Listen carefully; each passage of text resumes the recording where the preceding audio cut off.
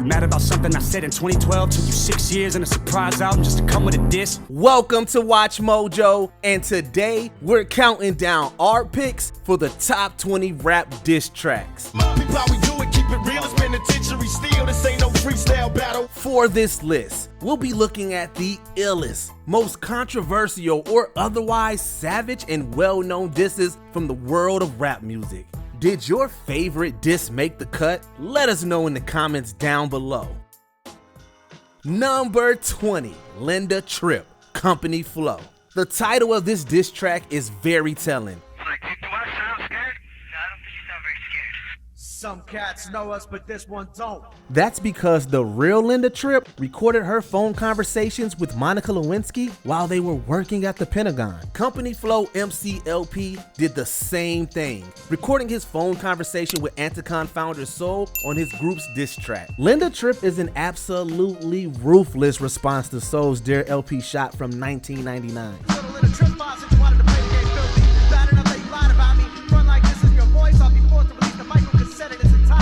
The track doesn't only feature a solid beat and a strong sense of melody, but also verbal razors that slice up soul with surgical precision. Next time you reveal your true self, make sure that no one records it. To be totally honest with you, I think you're being cool. Number 19, Dollars and Cents, DJ Quick.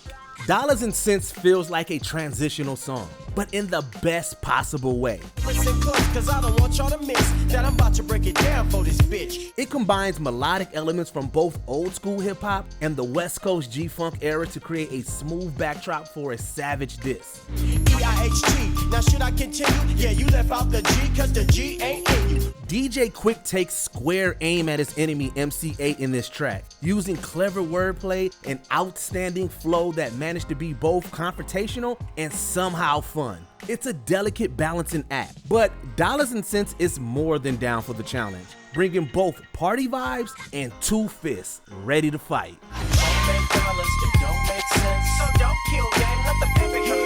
Number 18, Drop a Gem on 'em, Mobb Deep. The East versus West Coast rivalry that dominated the hip-hop conversation of the 90s didn't only center around Tupac and Biggie. The former actually beefed with New York City duo Mobb Deep as well, although the latter's Drop a Gem on 'em is a clear standout from their war of words.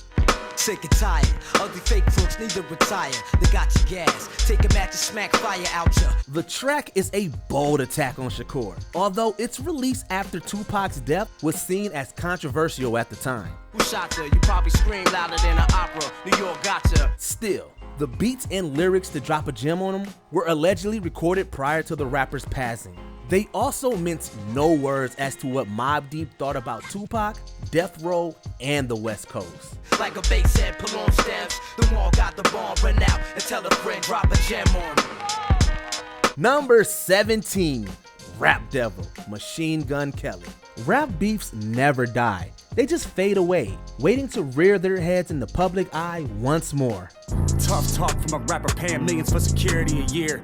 I think my dad's gone crazy. Yeah, Haley, you right. The war of words between Machine Gun Kelly and Eminem was one of the more interesting news items from hip-hop in 2018.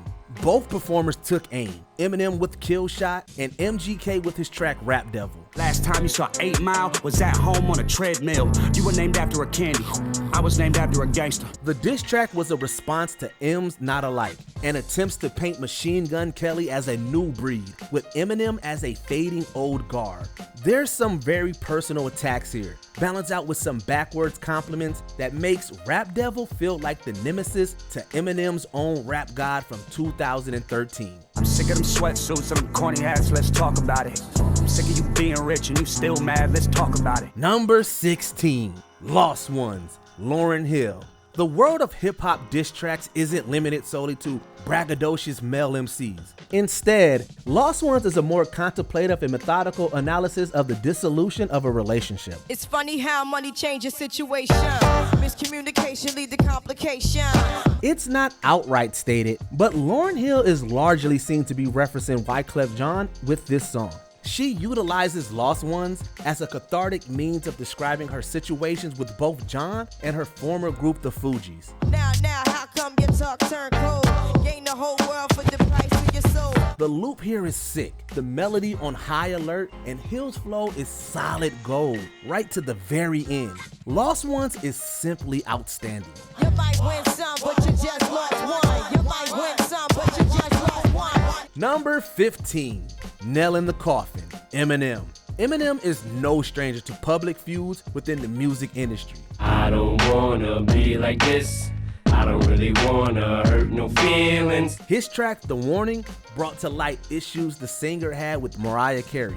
Meanwhile, Nail in the Coffin is one of the 2 tracks that M brought to the ring against Raymond Benzino Scott of The Source magazine. In the song's own words, Eminem eats Benzino alive like a bowl of beans and rice. I would never claim to be no Ray Benzino, an 83-year-old fake Pacino. He attacks The Source's former co-owner with ruthless aggression, calling into question everything from the latter's finances and manhood to Benzino's status in the hip-hop world. And all the while, Nail in the Coffin bounces along with a simple but relentlessly catchy beat. This one was just dope all around. So put the mic down and walk away.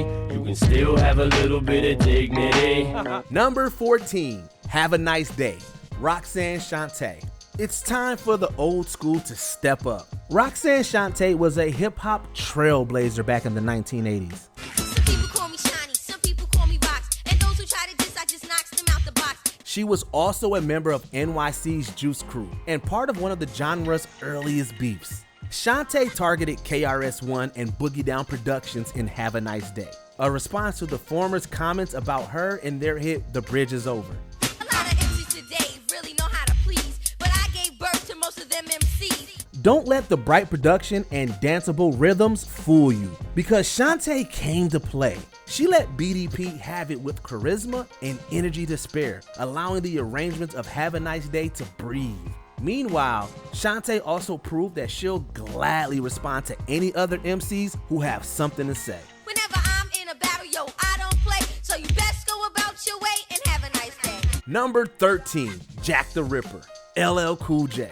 LL Cool J is certainly a hip-hop OG, but he's also no stranger to diss tracks. Milky, and I'm back. My ace in the hole with this brand new track. I'ma slow it up and speed it up, and now you're gonna eat it up. The Ripper Strikes Back from 1998 is an impressive diss against cannabis, but Jay's original Jack the Ripper from 1987 is even better. The track was a response to Kool Moe Dee, who had previously assaulted LL on the former's album How You Like Me Now. Back for the payback, I must say that. I heard your new jam, I don't play that. Jay perceived that Moe Dee was attempting to stay afloat creatively by biting on his style, and he let him know this in no uncertain terms. Jack the Ripper is proof that LL Cool J isn't just able to sing about partying or girls, but able to stand toe-to-toe in the rap ring with just about anyone. The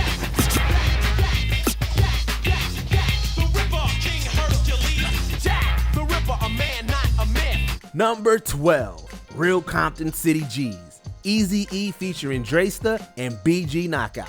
So, did Eazy-E write his own verses for the Grammy-nominated diss response to Dr. Dre? Hey yo, doctor, here's another proper track, and it's fat, watch the sniper, time to pay the piper. Well, according to many sources, no. They were ghost-written by Eazy's collaborator on the track, Gangsta Dresta. However, this didn't stop Real Compton City G's YouTube-friendly radio edit title from being a scathing response to Dre's Dre Day. Never ever once have you ran with the turf, but yet in every verse claim you used to do the dirt. Eazy's charisma more than makes up for his lack of writing credit, while the musical backbone is smooth as butter. This allows for the lyrical fire to go down easy, as Real Compton City G's minces no words about how Eazy and crew feel about Dre, Snoop, and Death Row.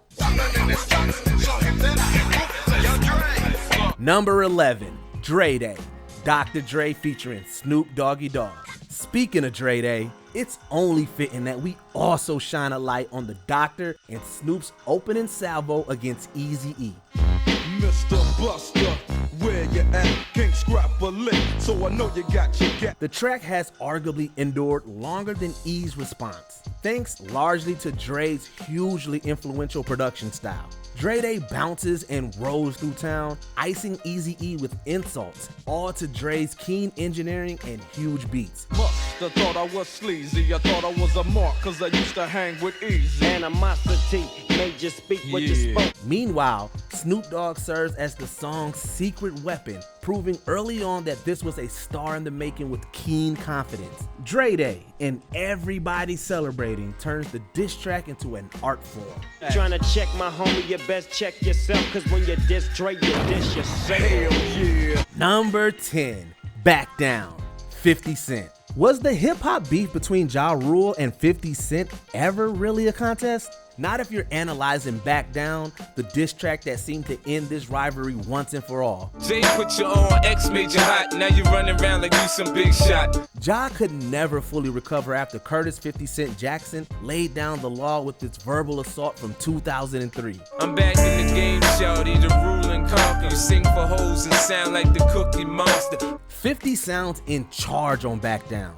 He's confident and without peer as he bobs, weaves, and knocks out Ja Rule with pugilistic precision. This track is a head bobber with a sense of humor, but also hard enough to make its presence known, thanks to a sinister musical undercurrent. It's easy to see when you look at me. If you look closely, 50 don't back down. Number 9, The Story of Adidon, Pusha T. The funny thing about rap diss tracks is that they'll probably never go away. At least not while the public is still receiving songs like The Story of Adidon from Pusha T. Drug dealing aside, ghost writing aside, let's have a heart-to-heart about your pride. Actually, the word song may not exactly fit because The Story of Adidon feels like nothing less than a public execution of its subject matter, Drake. Pusha T lays it all out on the table, including an old photo of Drake in blackface on the cover art. You mention wedding ring like it's a bad thing. Your father walked away at 5, hell of a dad thing. Pusha even accuses his enemy of hiding a child, while simultaneously alleging that Drake was waiting until an Adidas shoe drop to reveal said child to the public. It's cold-blooded to a ridiculous degree. Yuck!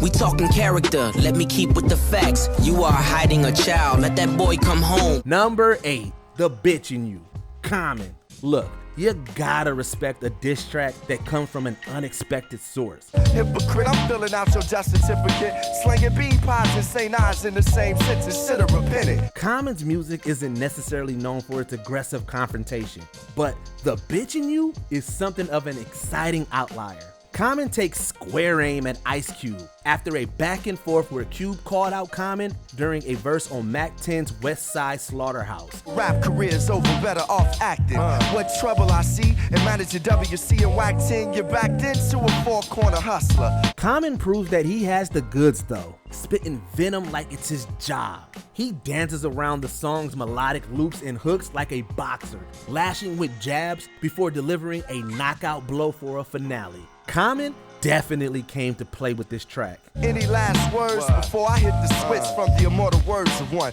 A bitch is a... Number 7, Kick in the Door, The Notorious B.I.G. The Notorious B.I.G. didn't need to call out names specifically on Kick in the Door in order to get the rap world talking. Your reign on the top was short like leprechauns as I crush so-called willies, thugs, and rapadons. In fact, fans still love to surmise about the subjects of this classic Biggie diss track. Nas, J. Rule the Damager, and members of the Wu-Tang Clan have all come up in the conversation as diss subjects in this song. Biggie intentionally keeps it vague, however, and lets the music do the talking. I make it hot like a kettle get, you're delicate, you better get who sent you. It's honestly a refreshing approach, and lends Kick in the Door a cinematic vibe.